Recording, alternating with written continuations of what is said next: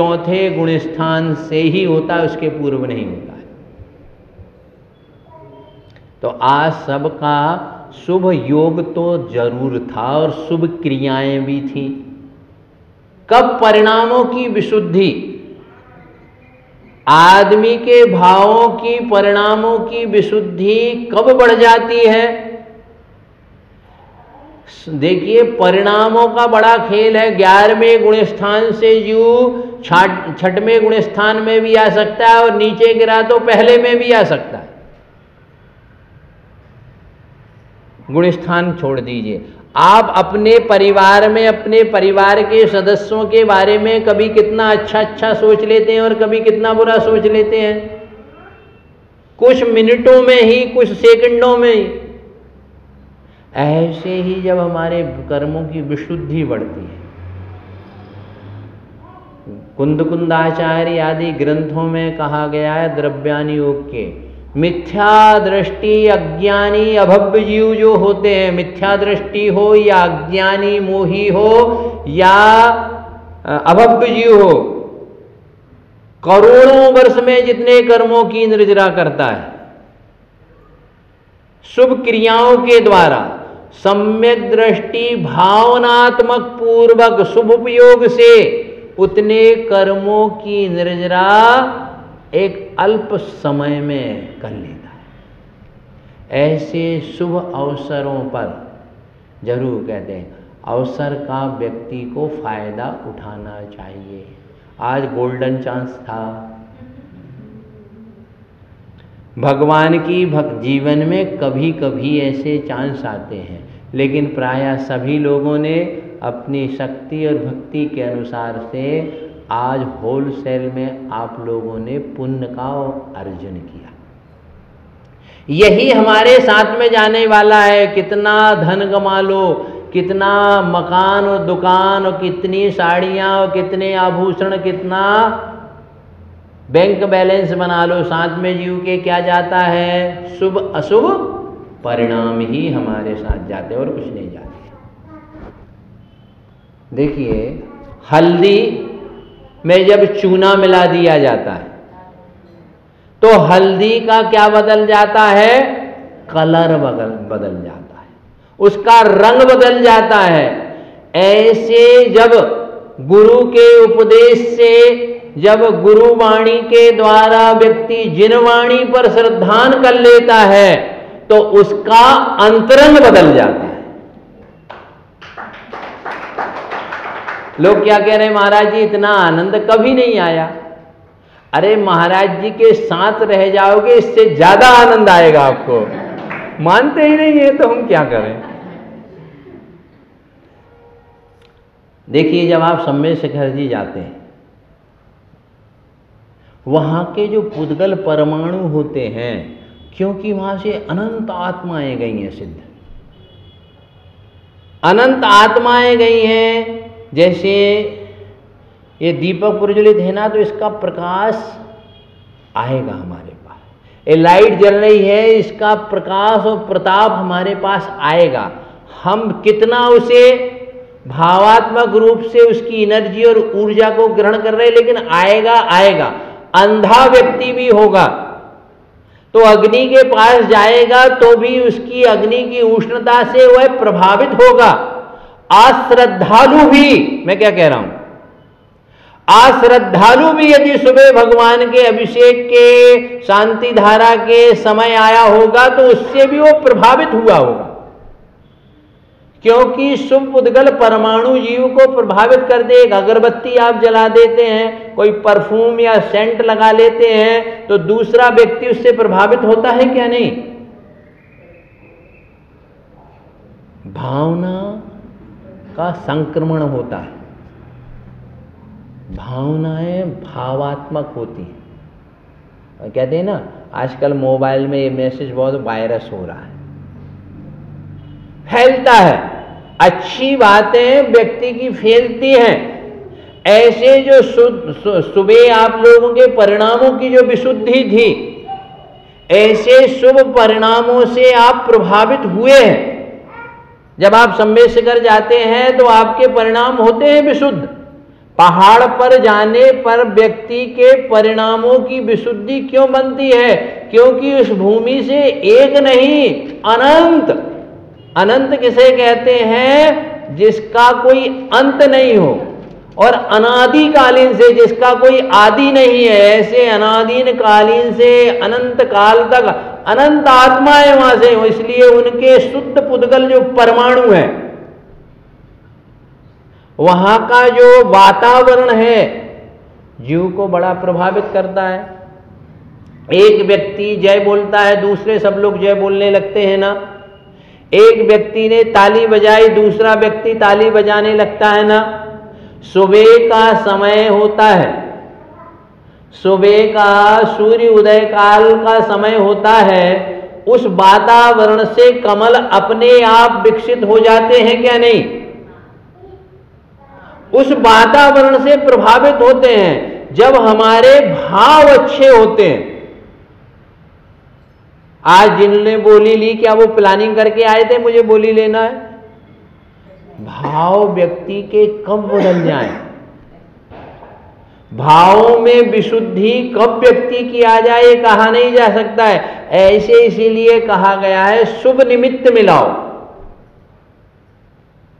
जैसे आप व्यापार के लिए अच्छे मार्केट में दुकान खोलते हैं, अच्छा डेकोरेशन करते हैं, अच्छा सेल्समैन रखते हैं, कोई स्कीम या ऑफर रखते हैं व्यापार चलाने के लिए, अपने बेटे के पढ़ाने के लिए अच्छा कॉलेज, टीचिंग और सब व्यवस्था करते हैं ना।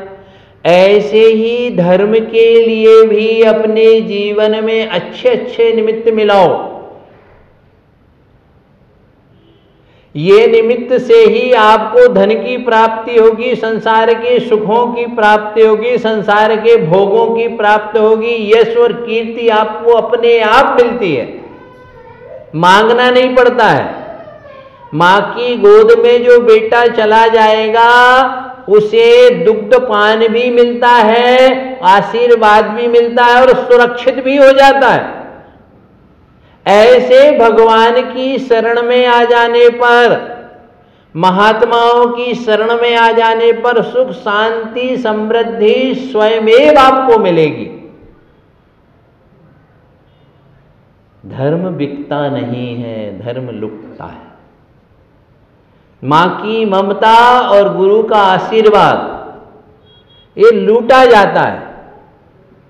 सूर्य सुबह उदित हुआ होता है, ठंड का मौसम है, कौन विटामिन डी चाहता है, कौन प्रातः काल की उषा वेला का उसका आनंद लेना चाहता है। जो अपने घर से बाहर निकलेगा उसे ही मिलेगा। वो बाहर निकलेगा, सूर्य की सुबह सुबह की ठंडी ठंडी हवा उसके मन और मस्तिष्क को स्वयमेव ही उसे शांति प्रदान करेंगी। बस कंडीशन क्या है? तुम एक बार निकलो तो, एक बार आप श्रद्धा से भगवान के चरणों में आइए तो। एक बार जब गौतम स्वामी भगवान के चरणों में पहुंच गए, वहां पर पहुंचने पर उनका जो विरोध करने गए थे वह भगवान के दास और समर्पित बन गए। भगवान का उपदेश का और सानिध्य का प्रभाव देखिए। कलुषे हृदया मानोद्भ्रांता परस्पर वैरिणा। गौतम स्वामी ने जाके भगवान के चरणों में जब प्रथम दर्शन किए तो चैत्य भक्ति की, परस्पर भगवान के जहां सांप और नेवला जन्म जात के वैर होते हैं, मोर और सर्प जिनका जन्म जन्मांतर से वैर रहता है, गाय और शेर का, वो भी उनके सानिध्य में जाके उनका उपदेश सुन करके उनके परिणामों में क्या हो जाती है? विशुद्धि हो जाती है। उनके भाव बदल जाते हैं, उनकी क्रियाएं बदल जाती हैं। ये भगवान का पादमूल का महत्व है।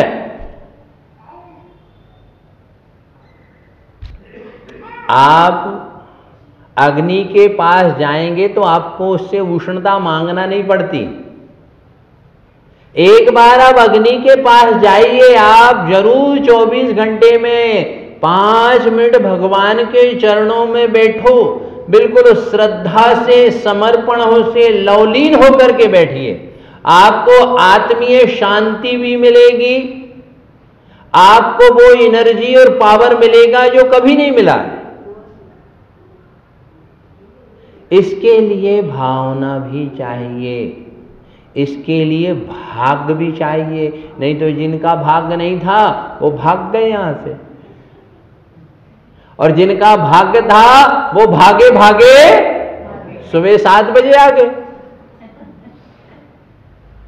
धर्म भी पुण्य से और भाग्य से जीव कर सकता है। हर कोई का भाग्य नहीं है कि भगवान को हृदय से याद कर ले।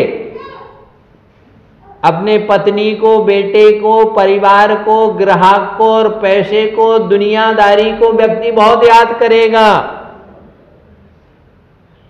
लेकिन जब दिल से और भावना से जब व्यक्ति भगवान को ध्यान करता है तो उसका भाग्य बदलता है, उसे शांति प्राप्त होती है। आदमी गर्मी से आया हो या किसी निमित्त से घबरा गया हो, शारीरिक मानसिक पुरुषार्थ कर लिया कोई निमित्त, आदमी मूर्छित हो जाता है। आदमी मूर्छित हो जाता है तो क्या किया जाता है? उस समय आप घबराइए नहीं, ठंडा पानी लेके भगवान का नाम लेके छिड़क दीजिए। पानी के क्षेपण करने से ही व्यक्ति को शांति मिलती है और मूर्छित व्यक्ति जागृत हो जाता है, वह व्यक्ति होश में आ जाता है।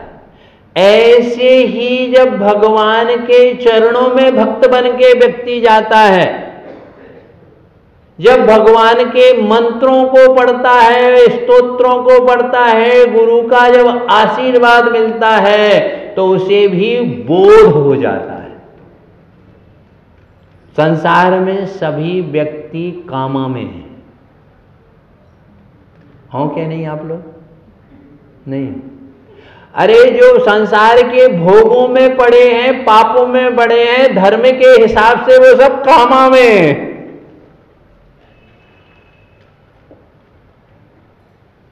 कामा में उसे कहा जाता है जिसे याद नहीं है मैं क्या कर रहा हूं, क्या हो रहा है। जो उसको जिनवाणी का और अपने कर्तव्य को और मनुष्य जन्म को प्राप्त करने के बाद जिसे ये होश नहीं है कि मैं जैन हूं और जिनेन्द्र देव हमारे हैं और जिनवाणी का हमको श्रद्धान करना है, ऐसे सब व्यक्ति क्या में हैं? आश्वस्त हैं। सब संसार के व्यक्ति पेशेंट हैं, उसमें हम भी हैं। स्वस्थ का अर्थ क्या होता है? लौकिक भाषा में कहते हैं स्वस्थ हैं। स्वस्थ मतलब आपका शारीरिक रूप से अच्छे हैं। स्वस्थ शब्द का क्या अर्थ होता है? स्वस्मिन तिष्ठति ते स्वस्थाः। जैसे नगरे तिष्ठति नगरस्था, नगर में जो रहता है उसे नगरस्थ कहते हैं, घर में जो रहता है उसे ग्रस्त कहते हैं। ऐसे ही जो अपने आत्मा के स्वरूप में स्थिर रहता है वही संसार के जीव स्वस्थ हैं, बाकी सब पूर्ण स्वस्थ सिद्ध भगवान है। पूर्ण रूप से स्वस्थ कौन है? सिद्ध भगवान है। सिद्ध भगवान बनने के लिए क्या करना पड़ेगा? तो हमारे आचार्य हमको कुछ सूत्र देते हैं, कुछ हमको टिप्स देते हैं। अशरीरम अविनाशा अनिंद्रियाणि मला विशुद्धप्पा जयलो यज्ञे सिद्धा तह जीवा संसिदोणेया।